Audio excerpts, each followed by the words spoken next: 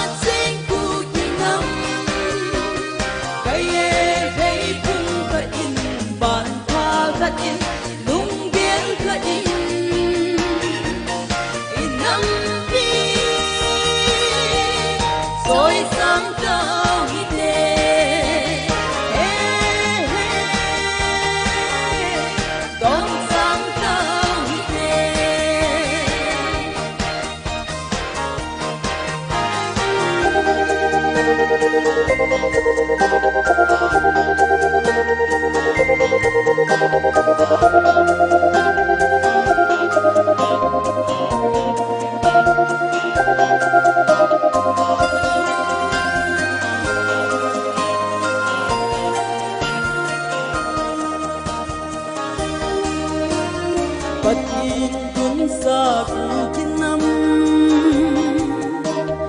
Itang at pinsalaya Iti upo bigugit sa tehi Ihang duay ginalay di Kaso po di pupagam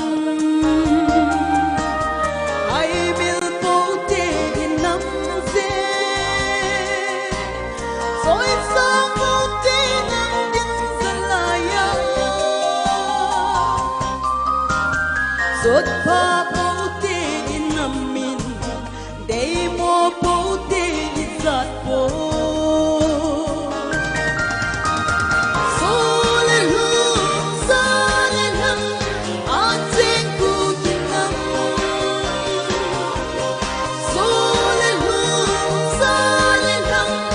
ating kukinam Kaye pay pung ka in ban ka in lung gel ka in hang vi soi sang ta